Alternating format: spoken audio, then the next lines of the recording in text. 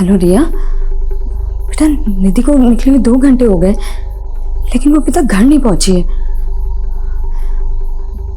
देखो वो फोन भी नहीं उठा रही है मेरा। अगर तुमसे उसकी कोई बात हो ना तो प्लीज मेरी बात करवा देना।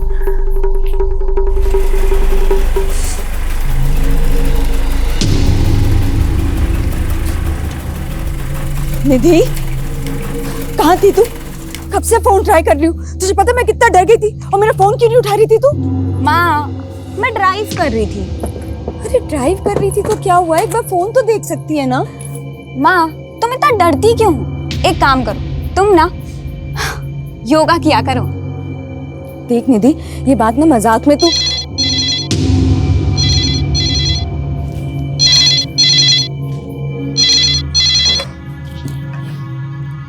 हेलो, कैसी हो मेरी जान?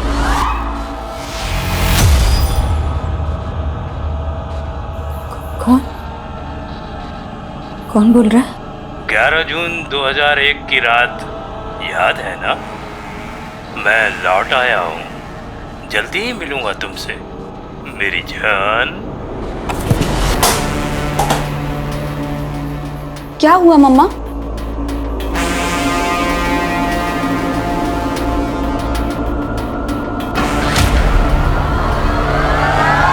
नमस्कार, मैं आशुतोष राणा क्राइम पेट्रोल के नए अध्याय शातिर क्रिमिनल्स में आप सभी का हार्दिक स्वागत करता हूं। दुनिया का शक्तिशाली से शक्तिशाली व्यक्ति अपने बीते हुए समय को बदल नहीं सकता। याद रखिए, हमारा अतीत हमारे साथ परछाई की तरह चलता है। हम लाख कोशिश कर लें मगर हम अपने अतीत को बदल नहीं सकते, उसे झुठला नहीं सकते। वक्त का पहिया रीमा को भी उस मकाम पर ले आया था जहां उसका खौफनाक अतीत उसके सामने सुरसा की भांति मुंह खोले हुए खड़ा था, और अतीत की यह दस्तक रीमा की जिंदगी पर कहर डालने वाली थी।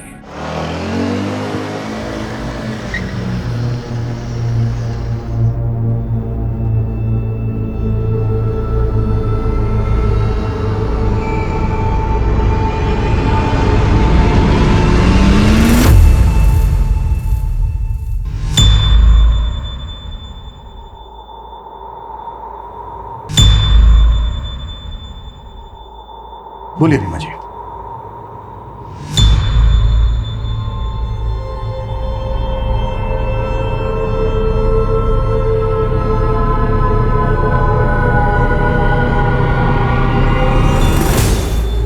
रीमा जी, अगर आप कंफर्टेबल नहीं हैं तो इट्स ओके, हम फिर किसी दिन बात कर सकते हैं। सर, मेरी माँ का रेप हुआ था 18 साल पहले।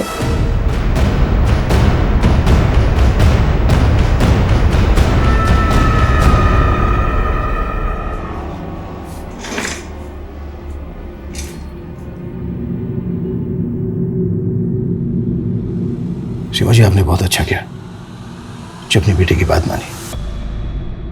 अपने गुजरे भयानक अतीत का सामना करने के लिए बहुत हिम्मत चाहिए होती।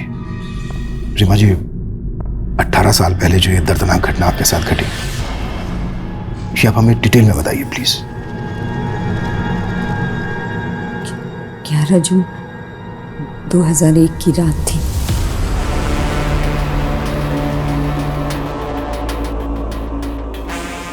रीमा, रीमा, रीमा।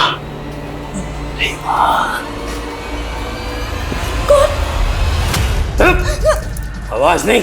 कौन है? जब नहीं तो तेरी बीवी विधवा हो जाएगी। चल अभी लेट जा। लेट, बांध इसे। जरा कस के बांध, खोले नहीं।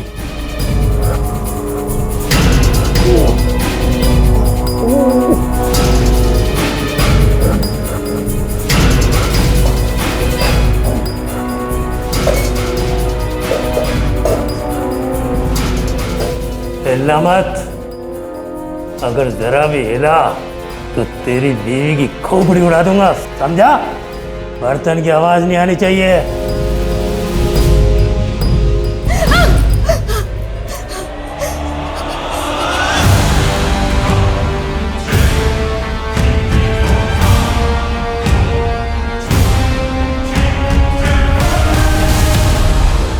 उस घटना के 18 साल के बाद उस आदमी ने अचानक से कॉल किया अब आपको।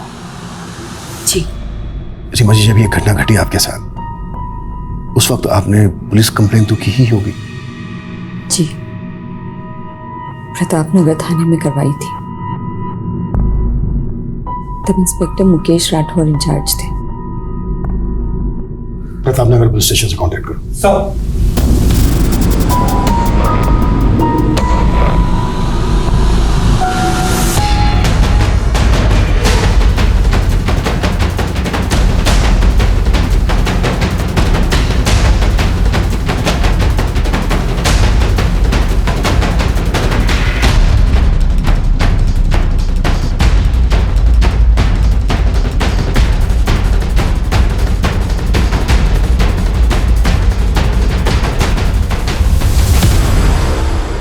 दोनों स्टेटमेंट अलग है? मतलब? या सर, ये रीमा का रीसेंट स्टेटमेंट है जो उसने हमें दिया है, और ये 2001 का स्टेटमेंट है। दोनों स्टेटमेंट में उसने अलग अलग कहानी सुनाई है। रेप की तारीख से लेकर हर इंसिडेंट एकदम अलग है सर। मानो दोनों केसेस एक दूसरे से बिल्कुल अलग हो। और रेप के कुछ दिन के बाद, यानी कि 17 जून 2001 को उसने प्रताप नगर थाने में रेप की शिकायत दर्ज करवाई अपने पति राजेश चौहान के साथ।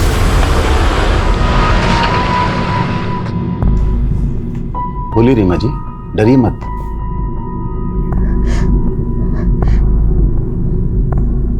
मेरा रेप हुआ है। वो जबरदस्ती घर में घुस गया था। कौन था वो? कब हुआ है? 13 जून। पूरी बात बताइए रीमा जी। तब आप क्या कर रही थी? आपके पति कहाँ थे? इनकी नाइट ड्यूटी थी।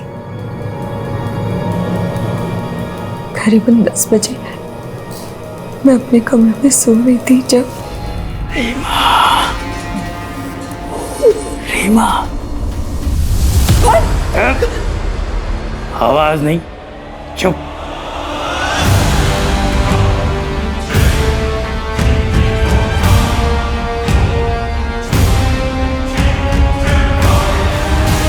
आप घर कब लौटे? करीब 1:30-2 बजे जब मैं घर आया तो ओए! ओए! ओए! ओए, रुक साले! ओए! एक मिनट। रेप 13 जून को हुआ और आप लोग रिपोर्ट लिखवाने अब आए? मैं बहुत डर गई थी। गलती रीमा की नहीं है सर। हमारी सोसाइटी ऐसी है जहां पर रेपिस्ट से ज्यादा रेप के विक्टिम को ताने सहने पड़ते हैं। ये 18 साल पुरानी बात है। माना इतने टाइम में आदमी काफ़ी सारी चीज़ें भूल जाता है, लेकिन रेप के वक्त रीमा का पति रीमा के साथ था या नहीं, ये वो कैसे भूल सकती है? सवाल ये उठता है मिश्रा कि 18 साल पहले जो रीमा ने स्टेटमेंट दिया था वो गलत था, या अब जो हमें दिया है वो गलत है? हमें दोनों स्टेटमेंट वेरीफाई करने होंगे। सर, रीमा चौहान के कॉल रिकॉर्ड्स आ गए। रीमा को उस रात 11 बजे साउथ दिल्ली के लैंडलाइन से कॉल आया था। दिल्ली पुलिस से कांटेक्ट करो, पता करो वो आदमी कौन था जिसने कॉल किया था।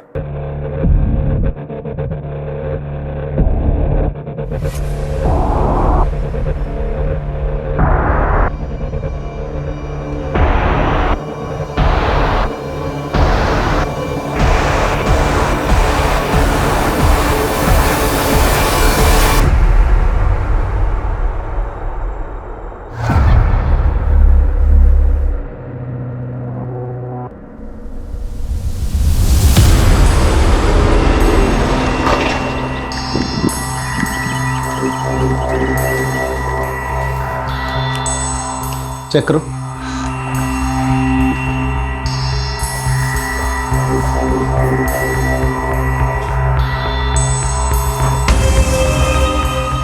उसने यहाँ मेरे साथ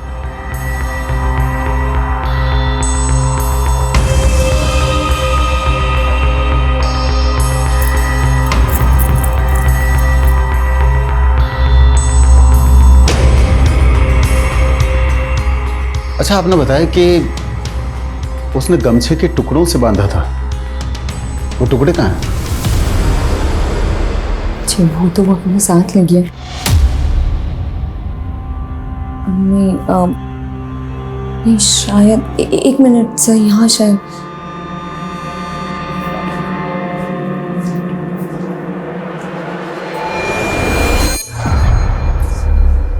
ये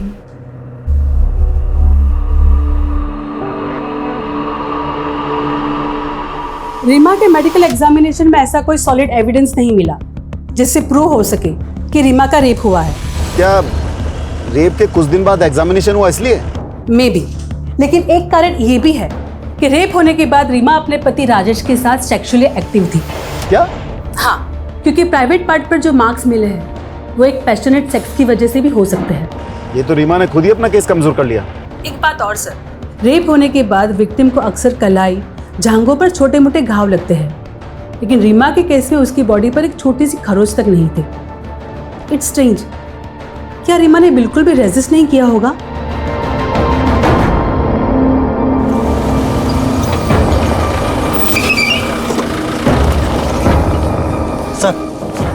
सर आपको एक बात बतानी थी। क्या? रीमा का जहाँ रेप हुआ था उस जगह 11 जून को चोरी की 3 वारदातें हुई थी। रीमा की केस से कोई कनेक्शन लगता है? सर चोर की कदकाठी रीमा के रेपिस्ट से मेल खाती है और एक विटनेस का कहना है कि उस चोर ने गमछा भी पहन रखा था। चोरियां हुई 11 जून को और रेप हुआ 13 जून को। हो सकता है दोनों क्राइम एक ही आदमी ने किए हों। लेकिन सर जहाँ चोरी हुई वहाँ रेप की कोई वारदात नहीं हुई, और जहाँ रेप हुआ यानी कि रीमा के घर, वहाँ चोरी नहीं हुई। सर मुझे दोनों केसेस अलग अलग ही लग रहे हैं। सर 2001 में भी इन्वेस्टिगेटिंग टीम को इस बात का शक था कि रीमा उनसे कुछ छुपा रही थी। उसके कैरेक्टर पर भी सवाल उठे थे। शनी अफेयर। तो क्या ये रेप का नाटक अफेयर को कवर करने की वजह से था? अगर ऐसा था तो फिर इतने सालों बाद वही नाटक करने के पीछे क्या वजह हो सकती है?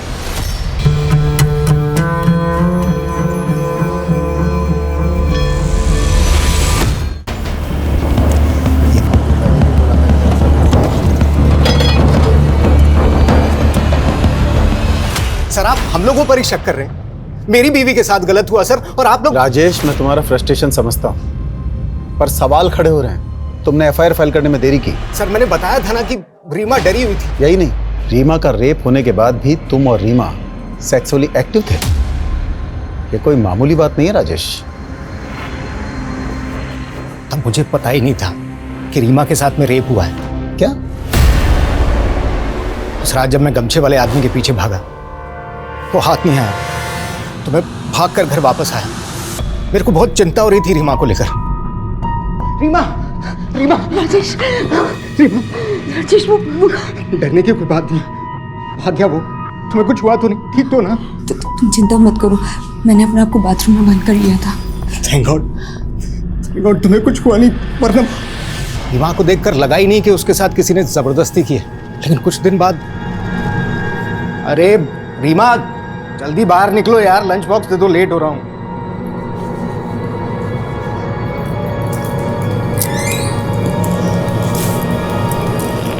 क्या हुआ?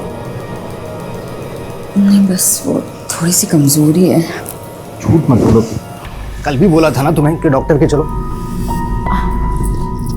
एक दिन और देख लेते, फिर पक्का चली जाऊंगी। इस पेन को इग्नोर करने से काम नहीं चलेगा। आज शाम को चलते हैं तुम्हारे डॉक्टर मित्तल के। मैं जल्दी आ जाऊंगा, तुम बस तैयार रहना। डॉक्टर मित्तल गायनोकोलॉजिस्ट हैं। उन्होंने मुझे बताया कि रीमा के साथ मैंने घर आते ही सीधे सीधे रीमा से पूछ लिया।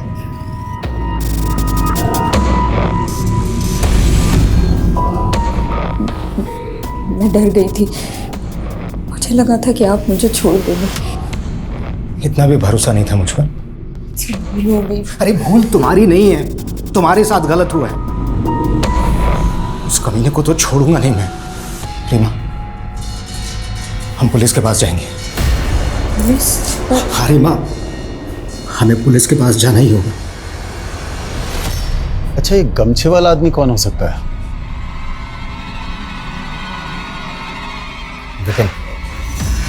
विपिन सोनी हो सकता है सर। वो और रीमा कॉलेज में एक साथ थे। 1 साल पहले उसकी इसी शहर में नौकरी लग गई। मुझे पता चला कि मेरी गैर हाजिरी में अक्सर पुरानी दोस्ती के नाम पर वो रीमा से मिलने आता है।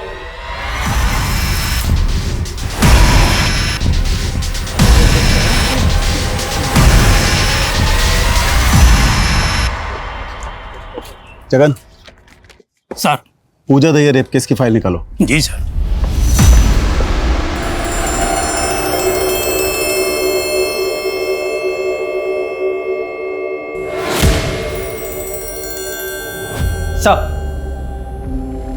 सर मैंने पता किया है, राजेश की गैर हाजिरी में जो आदमी रीमा से मिलने आता था वो विपिन ही है। याद रखिए रीमा जी, पुलिस को गुमराह करना भी एक जुर्म है। आप क्या कह रहे हैं, मैं कुछ समझ नहीं पा रही। मैं समझाता हूँ। सालों पहले पूजा दहिया नाम की औरत का केस अखबारों की सुर्खियां बना था। आपने नाम जरूर सुना होगा। जी नाम तो सुना हुआ है। बिल्कुल आपसे मिलता जुलता केस है। आप ही की तरह उसके घर में भी मुंह पर एक गमछा बांधकर एक आदमी घुसाया था। आप ही की तरह उसके साथ जबरदस्ती की। कहना क्या चाहते हैं? यही कि आपने इसी बात का फायदा उठाया। जब आपके पति राजेश ने विपिन को घर से भागते हुए देखा तो आप डर गई और आपने पूजा दहिया की कहानी को अपनी कहानी से जोड़ दिया। राजेश प्लीज समझाइए इन्हें। आप समझिए मिस रीमा चौहान, आपके पड़ोसियों ने कंफर्म किया है कि आपका दोस्त आपसे मिलने अक्सर आपके घर आता था। आपके पति ने भी कंफर्म किया है कि उनकी गैर हाजिरी में आपका दोस्त विपिन अक्सर घर आता था। और इन्वेस्टिगेशन वहीं रोक दी गई। पुलिस ने रीमा को वार्निंग देकर केस क्लोज कर दिया। यानी विपिन सोनी से पुलिस ने बात की नहीं, जिसके साथ रीमा का अफेयर होने का शक था। जी, और अब तो इस केस के investigating officer Mukesh ji retired हो चुके होंगे। हालांकि उनके घर का एड्रेस पता करने के लिए बोल दिया मैंने। कहानी एक ही है, लेकिन सब अपना अपना वर्जन सुना रहे हैं और अपने वर्जन में हर कोई सही होता है। रीमा से एक बार और मिलते हैं, देखते हो इस बार क्या कहानी सुनाती है।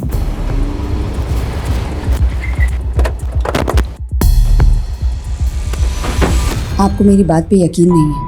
रीमा जी, हम बातों पर नहीं सबूतों पर यकीन करते हैं, और आपकी कहानी में तो कई कहानी मिली हुई है। 18 साल पहले आपने कुछ और कहा था, आपके पति ने कुछ और कहा था, और अब आप हमें कुछ और कहानी सुना रही है। बेटा, शायद आपकी मदर आपके सामने कंफर्टेबल नहीं है, सो प्लीज। निधि तो रुक। 18 साल पहले मुझे एक बुरी बीवी माना गया था जो अपने पति को धोखा दे रही थी, जिसने अपनी रेप की झूठी कहानी सुनाई। लेकिन ये सब मैंने सिर्फ अपने पति के कहने पे किया था। हमें पुलिस की नहीं, पुलिस नहीं, बिल्कुल नहीं। भूल जाओ कि तुम्हारे साथ कुछ हुआ है, सब कुछ भूल जाओ। राजेश, ये आप क्या कह रहे हैं? मेरी इज्जत? यार, तुम्हारी इज्जत से ज्यादा मेरा नाम, मेरा रुतबा, मेरी मर्दानगी मायने रखती है। हाथ जोड़ता हूं, प्लीज किसी से कुछ नहीं कहोगी तुम, कुछ भी नहीं।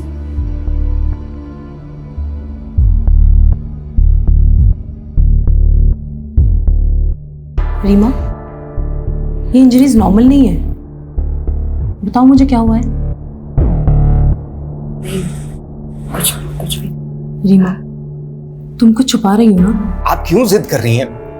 रीमा के लिए यही सही है कि वो सब कुछ भूलकर। ये भूलने वाली बात नहीं है राजेश। रीमा के साथ जो हुआ है वो गुनाह हुआ है और गुनहगार को सजा मिलना जरूरी है। तुम उसके पति हो, तुम्हें उसका साथ देना चाहिए। और अगर तुम में हिम्मत नहीं है तो मुझे कह दो, मैं इसे पुलिस स्टेशन लेके चली जाऊंगी। नहीं, आपको कुछ करने की जरूरत नहीं है। मैं ले जाऊंगा रीमा को पुलिस के पास। मजबूरी में राजेश को मुझे पुलिस स्टेशन ले जाना पड़ा,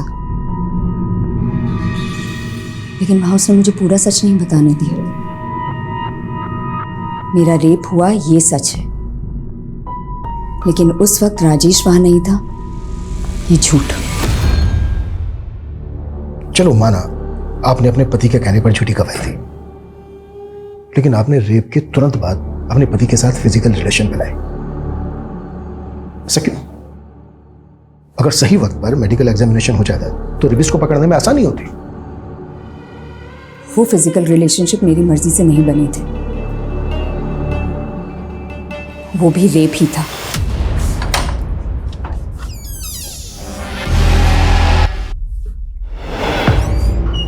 शराब भी कराएं? हाँ, आया हूँ पी के। तो दूर हटिए, बहुत बदबू आ रही है आपकी। मेरे में से बदबू आती है तुझे, हैं? और उस कमीने के शरीर से क्या खुशबू आ रही थी तेरे को, हैं? राजेश हटिए, दर्द हो रहा है मुझे। मैं भी कर सकता हूँ वैसा जंगली वाला प्यार, करके दिखाऊंगा आज तुझे, बताऊं कि कितना बड़ा मर्दून है। राजेश प्लीज प्लीज, राजेश छोड़िए मुझे। उस आदमी ने तो सिर्फ मेरे शरीर को दर्द दिया था, लेकिन राजेश, और जब आप डॉक्टर से मिली तो आपने डॉक्टर को अपना सारा सच बता दिया। कुछ सोचा नहीं था सर, बस जिसने थोड़ी सी हमदर्दी दिखाई उसके सामने दिल खोल के रख दिया। तो जो आपके पति ने दिखाया पुलिस ने उसी को सच मान लिया और आपका सच सामने नहीं आया। आता कैसे? पुलिस ने ना कभी डॉक्टर ना कभी विपिन से कोई बात की। विपिन कभी आपसे मिलने आया था? नहीं, विपिन पे बहुत प्रेशर बन गया था, इसलिए वो शहर छोड़ के चला गया था। लेकिन आपके पड़ोसियों ने तो उस वक्त बयान दिया था कि आपका रेप होने के बाद विपिन आपसे मिलने आया था। ये भी राजेश की चाल थी। विपिन अच्छा लड़का था, हंसमुख था। राजेश ने कहा था कि वो विपिन को मेरे पास भेजेगा ताकि मेरा मन बहल जाए, पर बाद में समझ आया ये सिर्फ राजेश का प्लान था ताकि सबकी नजरों में मैं झूठी बन जाऊं। और वही हुआ। एक रेप विक्टिम से ना सोसाइटी यही एक्सपेक्ट करती है कि वो मजबूर दिखे, दुखियारी दिखे। अगर वो थोड़ा सा हंस ले, नॉर्मल जीने की कोशिश करे, तो पता नहीं क्या चुप जाता है लोगों को। पूजा दहिया को जानती हैं आप? पहले आप ही के इलाके में रहती थी। उसके घर में भी एक आदमी ठीक आप ही के घर की तरह चेहरे पर गमछा बांध के घुस गया था। जी, मैंने सुना तो था कि पूजा दहिया के केस में किसी को अरेस्ट किया गया। पूजा दहिया का केस स्टडी किया था तुमने? जी सर, और मुझे ऐसा लग रहा है कि पूजा दहिया और रीमा चौहान का केस आपस में कनेक्टेड है। तो क्या उस आदमी ने पूजा दहिया से भी कांटेक्ट किया होगा? इतने सालों के बाद वो अपने विक्टिम को कॉल क्यों करेगा? यह केस पुलिस के सामने एक चुनौती बन के खड़ा था। वारदात एक थी, लेकिन कहानियां अलग अलग। क्या राजेश ने अपने स्वार्थ के लिए झूठ का जाल बुना था, या पीड़ित नजर आ रही रीमा सबकी नजरों में धूल झोंक रही थी? अगर यह खेल रीमा का रचाया हुआ था, तो आखिर इसके पीछे उसका इरादा क्या था? और यह पूजा दहिया, ये कौन थी जिसका जिक्र छिड़ा गया था? क्या थी पूजा की कहानी?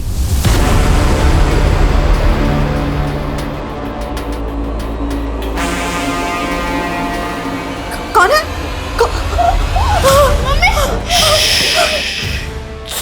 चुप, कोई आवाज नहीं। कौन हो तुम? अंदर कैसे आए? नहीं। चुपचाप रहना, कोई आवाज नहीं करना, यहीं बैठा रहे।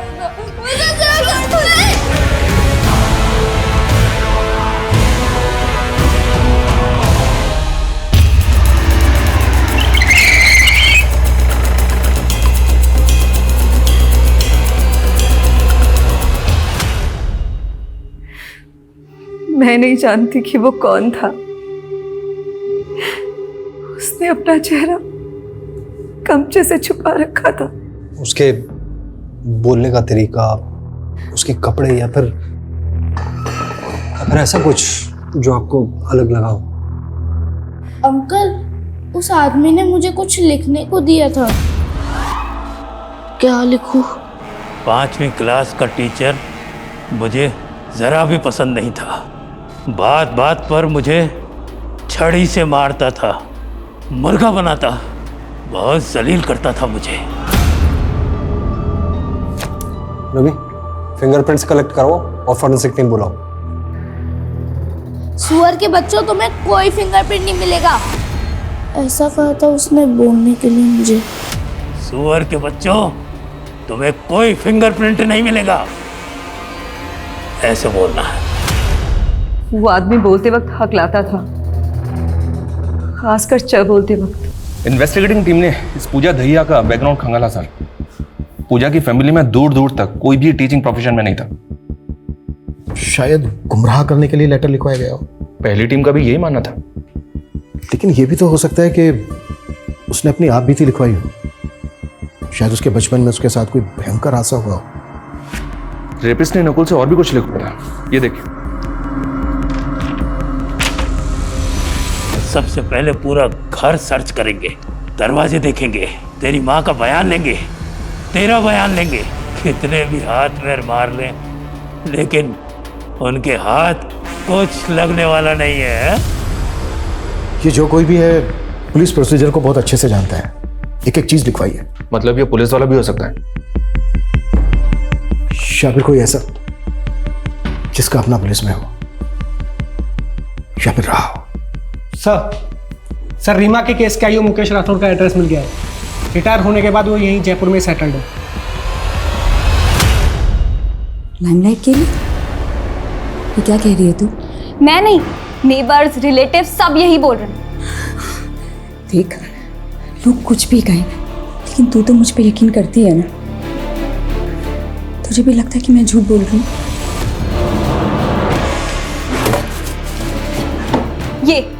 ये पापा की डायरी है ना, इसमें भी यही लिखा है कि आप अटेंशन पाने के लिए कुछ भी कर सकती हो। लो पढ़ो। निधि, तूने अपने पापा को ना सिर्फ फोटोज में देखा है, या फोटोज में लोगों की सोच, उनकी नीयत के बारे में कुछ पता नहीं चलता बेटा। बच्चा गिरा दो? क्यों? क्योंकि ये मेरा नहीं है, उस कमीने का है। कितनी बार आपको बताऊंगी कि ये हमारा बच्चा है।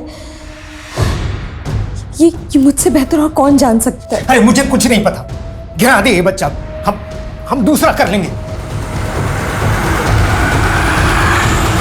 बहुत कोशिश की तेरे पापा ने मेरा अबॉर्शन कराने के लिए, लेकिन कोई डॉक्टर राजी नहीं हुआ। एक दिन तो तेरे पापा ने मुझे सीढ़ी से धक्का तक दे दिया था।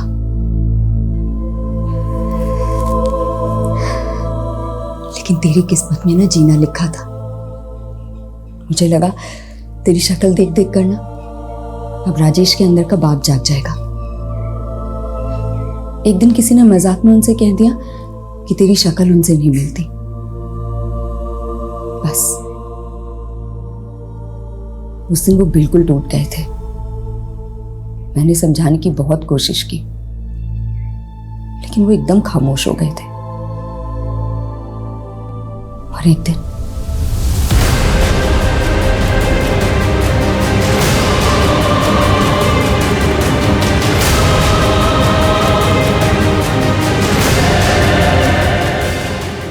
बदचलन, चालू, बेहया, न जाने क्या क्या कहा लोगों ने मुझे। मन तो किया कि मैं भी राजेश की तरह,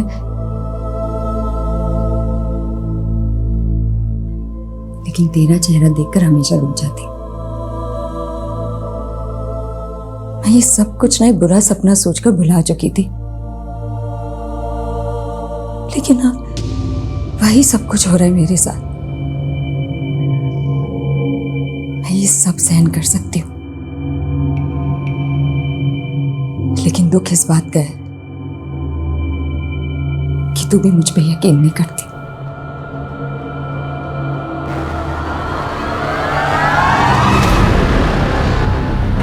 रीमा चौहान वाला केस? हाँ, याद है मुझे। इस मामले में हमसे जो कुछ बन पड़ा हमने किया। यहाँ तक कि 2003 में अलग अलग पेट्रोलिंग टीम बनाई उस लोकेलिटी पर नजर रखने के लिए। और एक रात रुक रुक, गाड़ी पीछे ले, पीछे ले। जी सर। रुक, कौन हुआ? क्या कर रहा है? रुक रुक रुक, वरना गोली मार दूंगा। रुक,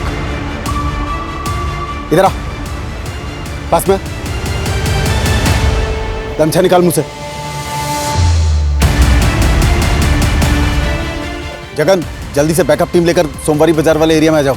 चोर के मैंने पकड़। भले ही दूर से सही, पर आपने उसे देखा था? कोई ऐसी खास निशानी जो आपको याद हो? अंधेरा बहुत था, कुछ खास देख नहीं पाया। हाँ, जिस तरह से फुर्ती से उसने मुझ पर गोली चलाई, पक्का कोई ट्रेंड आदमी था। कोई पुलिस वाला? हाँ, शक तो मुझे भी था। मुझे लगा या तो कोई पुलिस वाला है या पुलिस वालों के साथ मेलजोल जरूर रहा होगा। जब हमारी सारी कोशिश फेल हो गई तो हमने जनता की मदद मांगी। देखिए, डरने की कोई जरूरत नहीं है। आप लोगों को केवल पुलिस की आंख और कान बनना है। कोई भी बाहर का आदमी दिखे जिसका बर्ताव अजीब सा हो तो फौरन पुलिस को सूचित कीजिए। उसे पकड़ने की कोशिश मत कीजिएगा क्योंकि उसके पास गन है। इंस्पेक्टर साहब, गन हो या तोप, एक फौजी किसी से नहीं डरता है। विकास जी, तैश में आकर कोई भी कदम मत उठाइएगा, फौरन पुलिस को सूचित कीजिएगा। जरूर, लेकिन उसे जान से मारने के बाद। और आप चिंता मत कीजिए, मेरे रहते हुए हर कोई सुरक्षित है।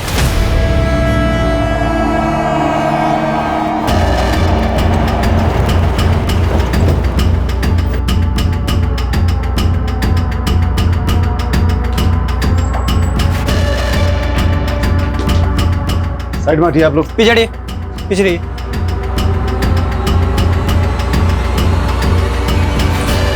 जगन, आसपास के लोगों से बात करो। कोई भी अजनबी जो कल यहाँ दिखा हो उसका स्केच बनवाओ। वो कमीना बचना नहीं चाहिए। हमने 3-4 स्केच बनवाए।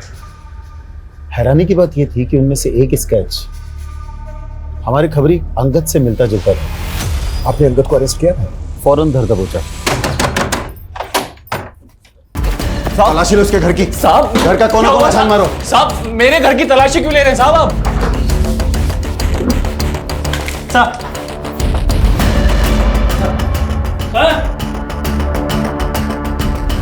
साहब, ये घड़ी है, ज्वेलरी है, कन कहां से आए सामान तेरे पास? ये सब उन्हीं का है ना जिनका रेप हुआ है? साहब, मैं सच कह रहा हूँ साहब, मुझे कुछ नहीं पता। मैं महीने में ठीक से 10 दिन भी घर पे नहीं रहता हूँ साहब, तो मुझे पता नहीं है सामान कहाँ से आया। तू ऐसे नहीं उगलेगा। ले चलो इसे थाने। तो फिर अंगद को आपने रीमा के केस से कनेक्ट क्यों? कैसे करते? एक तो अंगद ने कभी अपना जुर्म कबूल नहीं किया, दूसरे रीमा तब तक अपनी बेटी के साथ शहर छोड़कर जा चुकी थी।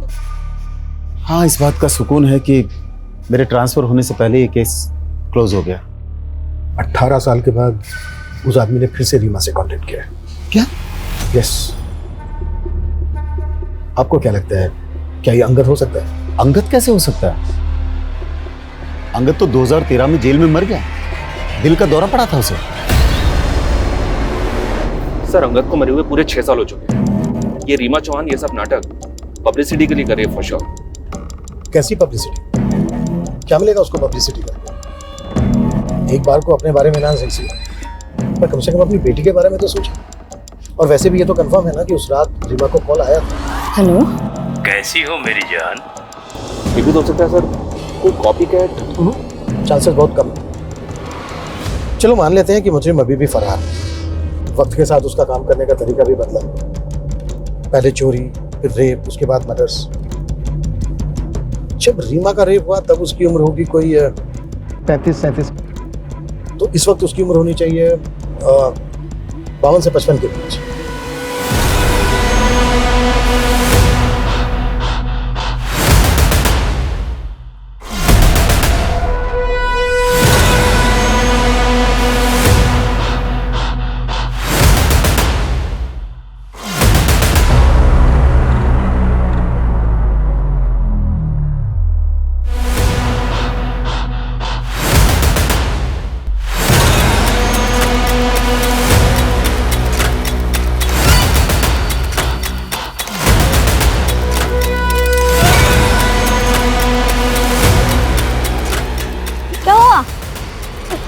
आप रो क्यों रहे हो?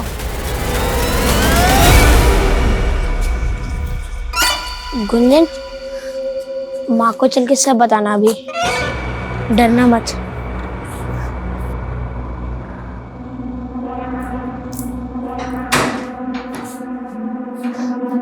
आ गए तुम लोग खेलकर? आ जाओ, भूख लगी होगी है ना?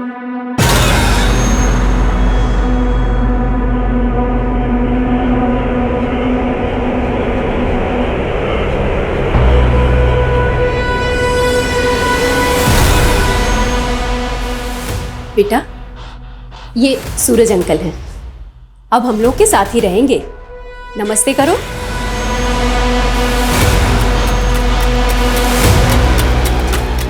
बड़े प्यारे बच्चे हैं तुम्हारे।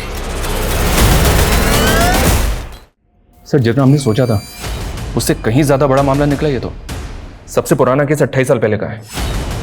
इतने अरसे में 51 ऐसे रेप केसेस मिले हैं जिनमें सेम मोडस ऑपरेंडी का इस्तेमाल हुआ है। इसके अलावा 13 मर्डर केस में और 178 लूट केस में सेम पैटर्न फॉलो हुआ है। मतलब अंगद के जेल जाने के बाद भी ये केसेस होते रहे। एरिया कौन सा था? राजस्थान के अलग अलग शहरों के केसेस हैं सर। ये 1990 से 94 तक अलवर, 1994 से 97 जोधपुर, फिर 3 सालों तक उदयपुर और उसके बाद 2004 तक जयपुर। और इनमें से कहीं भी किसी भी जगह इस आदमी के खिलाफ कोई सुराग नहीं मिला? 2004 में 3 रेप विक्टिम से कल्प्रिट का डीएनए सैंपल कलेक्ट किया गया था। इस डीएनए को अंगद के क्लोज रिलेटिव के एक डीएनए से मैच करके देखो।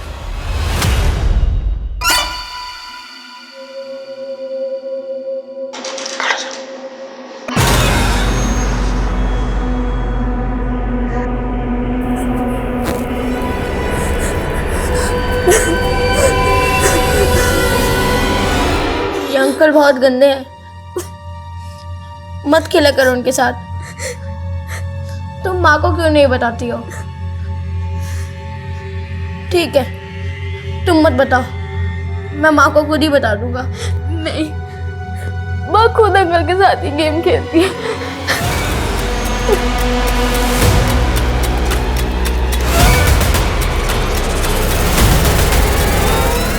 सर, डीएनए सैंपल अंगद के भाई से मैच नहीं हुआ। बेचारा अंकल पूरी जिंदगी जेल में खत्म हो गई। एनीवे, डीएनए सैंपल है हमारे पास। एक काम करो, जितने भी मोलेस्टर रेपिस्ट हैं उनके डीएनए से मैच करो। Okay sir.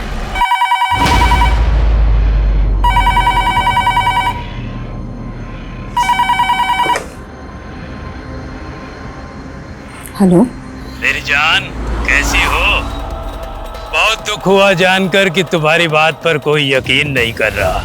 बकवास बंद करो, और हिम्मत है ना तो सामने हो। तुम कायर हो, कायर हो तुम।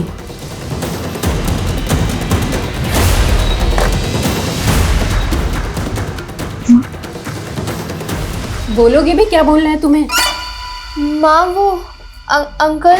बड़े मजाकिया बच्चे हैं तुम्हारे। अच्छा बच्चों, मैं बाजार जा रही हूँ, 7 बजे तक आऊंगी, तब तक अंकल के साथ रहना, इन्हें परेशान मत करना।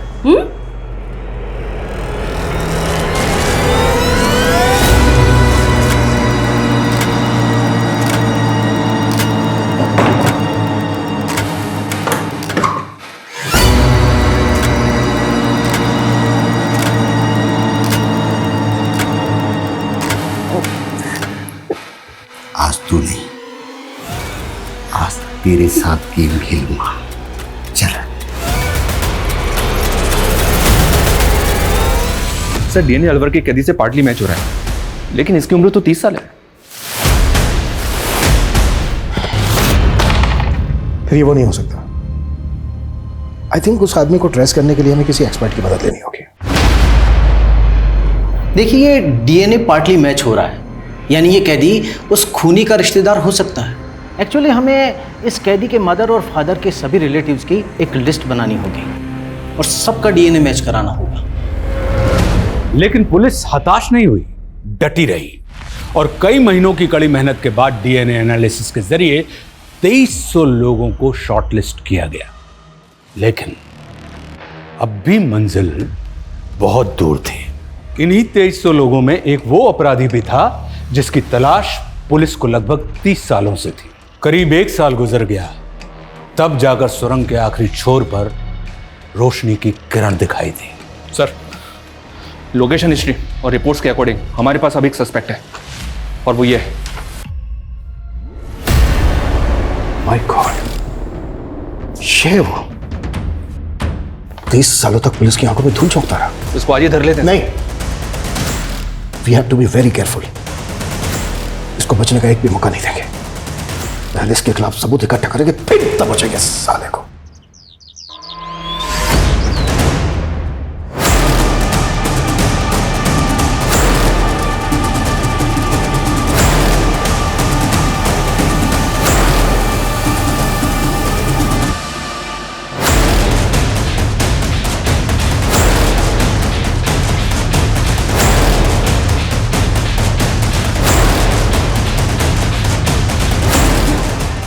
नजर बना के रखो उस पर, कुछ भी हलचल हो तुरंत मुझे इन्फॉर्म करना। सर। ओके? हमेशा रिपोर्ट आ गई।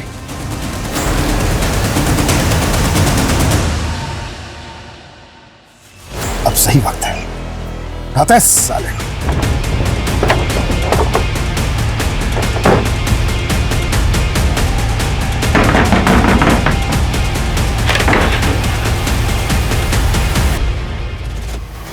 30 सालों तक पुलिस की आंखों में बहुत धूल झोंकी है तूने।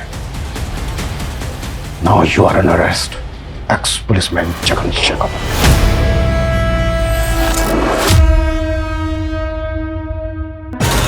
मेरे सौतेले बाप सूरज ने मेरा और मेरी बहन गुंजन का बचपन खराब कर दिया। रेप करता था वो हमारा। तेरे साथ गलत हुआ, इसलिए तू दूसरों के साथ भी गलत कर रहा था। बचपन में जो मेरे साथ हुआ, उस सदमे से उभरने के लिए मैंने छोटी छोटी चोरियां करना शुरू कर दिया।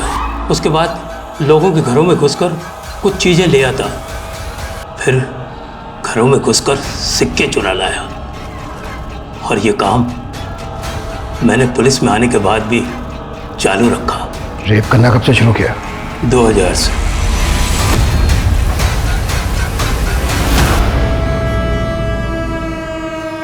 पूजा ने क्या बिगाड़ा था तेरा? गलती पूजा की नहीं, पूरी औरत जात की है। उसी साल दिल टूटा था मेरा। कुछ दिन तो सब कुछ ठीक चलता रहा, लेकिन एक दिन वो मुझे छोड़कर किसी और के साथ चली गई। तभी से मुझे औरतों से नफरत होने लगी। और उसके बाद मैंने एक के बाद एक औरतों को शिकार बनाना शुरू कर दिया। अंगद को क्यों फंसाया? मेरे सीनियर मुकेश जी की पेट्रोलिंग बहुत तेजी से चल रही थी। मेरा काम करना बहुत मुश्किल हो गया था। मैंने सोचा अंगद को फंसाऊंगा तो पेट्रोलिंग थोड़ी ढीली हो जाएगी और मेरा काम आसान हो जाएगा। और हुआ भी वही। इतने सालों के बाद रीमा को कॉल क्यों किया? मैंने नया सोशल मीडिया का इस्तेमाल करना शुरू किया था और एक दिन उसी पर मुझे रीमा दिखी। मैंने उसका पीछा किया और मैंने उसका टेलीफोन नंबर उसके पड़ोसी से ले लिया। मैं सिर्फ उसे डराना चाहता था, क्योंकि कोई भी औरत मेरी आवाज़ सुनकर कांप उठे, ये ख्याल आते ही मुझे बहुत मजा आता है।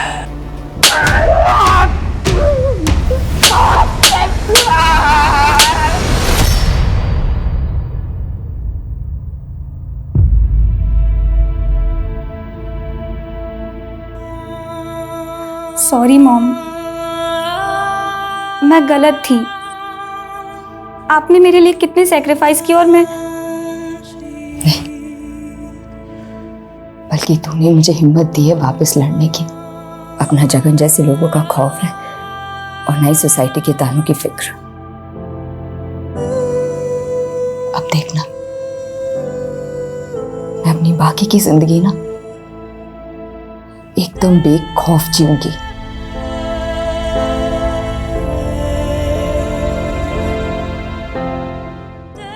हमारे समाज में बलात्कार करने से ज्यादा उंगलियां पीड़िता पर उठती हैं कि लड़की ने क्या कपड़े पहने थे, क्यों रात को वो बाहर गई थी। ऐसे बेबुनियादी सवाल हमारा यही सो कॉल्ड सभ्य समाज उठाता रहता है, जबकि वास्तविकता यह है कि बलात्कार से अगर किसी का चरित्र कलंकित होता है तो वो सिर्फ बलात्कारी का।